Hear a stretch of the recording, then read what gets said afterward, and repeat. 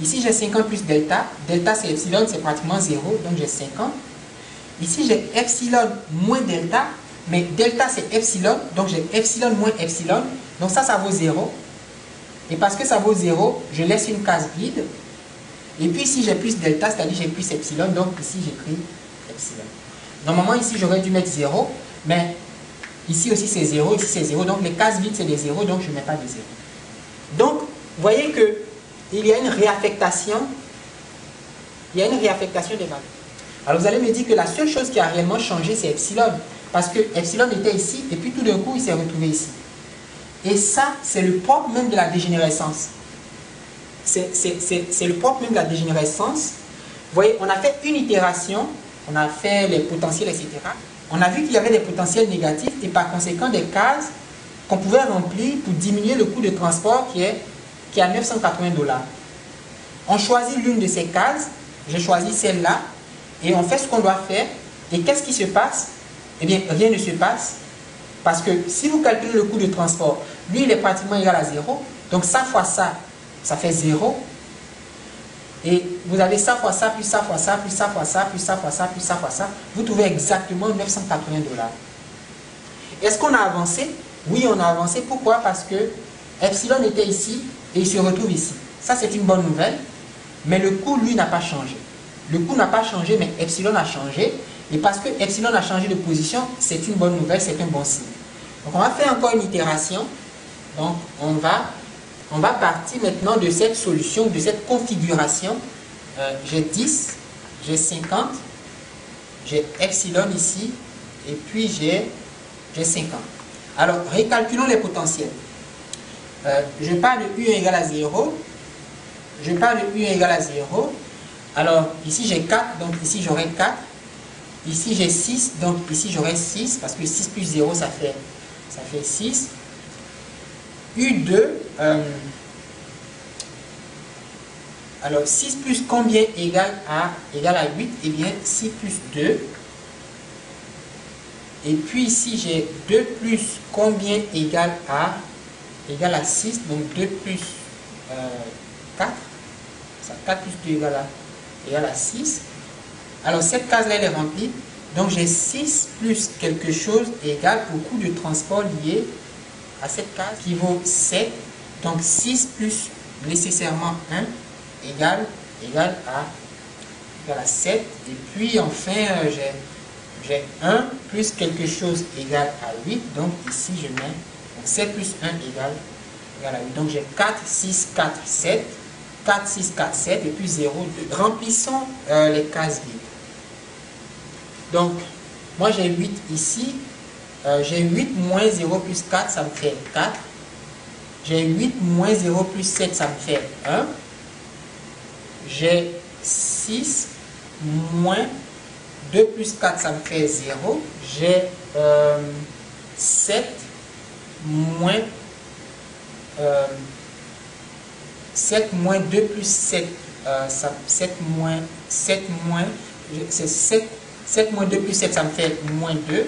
J'ai 5 moins 5, ça me fait 0. Et puis j'ai 6 moins 1 plus 4, ça fait 5, donc ça me fait 1. Est-ce qu'on peut améliorer ce coût de transport? La réponse est oui. Pourquoi? Parce qu'on a un potentiel négatif. Et d'ailleurs, il n'y en a qu'un seul. C'est moins 2. Et tout à l'heure, on avait 3 potentiels avec moins 1. Ici, on n'en a qu'un seul. Un seul potentiel négatif. Ça veut dire qu'on peut réduire ce coût de transport. Il n'est pas optimal. Il n'est pas minimal. Et donc, on va jouer sur cette case. Donc, on va jouer ici.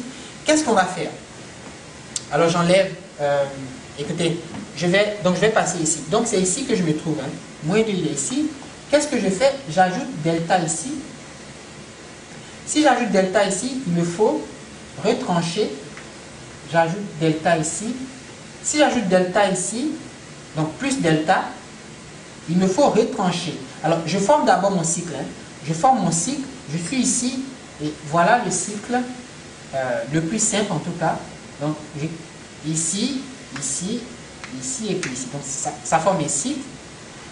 Ça forme un cycle, n'est-ce pas? Mais si j'ajoute delta ici, il me faut retrancher delta. Donc, je fais 10 moins delta. J'ai enlevé delta, il faut rétablir l'équilibre. Donc epsilon plus delta. Et comme j'ai ajouté delta, il faut retrancher. Et je demande comment choisir delta. Eh bien, je regarde les xij moins delta. Donc j'ai 10 moins delta, 50 moins delta. Je prends le minimum qui est 10. Donc delta ici égale à delta égale à 10. Pourquoi? Parce que 10 est le plus petit entre 10 et 50. Alors 10 moins delta, puisque delta égale à 10, 10 moins delta ça fait 0. Donc ça, si vous voulez, c'est 0. Je vais écrire 0, mais 0 ça veut dire une case vide. Ok? Mais je vais quand même, j'enlève, parce que c'est 0. Alors ici j'ai 50. Ici j'ai delta, mais delta vaut 10, donc j'écris 10. Ici j'ai 50 moins delta, delta vaut 10, donc 50 moins 10 ça fait 40. Et puis ici j'ai epsilon plus delta, delta vaut 10, epsilon vaut 0. Epsilon c'est 0, pratiquement 0, donc 0 plus delta plus 10 ça fait 10, donc je mets ici 10. Et je peux mettre les coûts de transport associés. On a obtenu une nouvelle affectation et on peut calculer le coût de transport, mais moi ce qui me réjouit, c'est que il y a combien de cases pleines maintenant? 1, 2, 3, 4, 5, 6. Nous on voulait m plus m moins 1 égale à 3 plus 4 moins 1 égale à 6 cases pleines. Donc ceci est une solution de base réalisable. Pourquoi? Parce qu'on avait une solution réalisable et elle était dégénérée et on a fait un certain nombre de choses et ces choses-là nous ont conduit à une solution de base réalisable. Maintenant on a 1, 2, 3, 4, 5, 6 cases remplies et qu'est-ce qu'on peut faire? On peut maintenant passer à l'étape 2 et l'étape 2 c'est la recherche de... Alors, calculons le coût de transport associé à le coût de transport lié à cette solution réalisable est égal à 960 $. Et on voit que ce coût de transport est fait par rapport à Z égale à 980 $. C'est-à-dire qu'on a, disons qu'on a économisé 20 $ en coût de transport. En quoi faisant? Eh bien, en réaffectant nos ressources. C'est-à-dire qu'au lieu d'affecter par exemple 50 unités de l'usine 3 vers le magasin 4, on va affecter 40 unités de l'usine 3 vers le magasin 4. Et puis les 10 autres unités seront affectées de l'usine 3 vers le magasin 2. Vous voyez, on a mis 10 ici alors qu'ici on n'avait rien. Et donc c'est un réarrangement. C'est un réarrangement, c'est une réaffectation des ressources.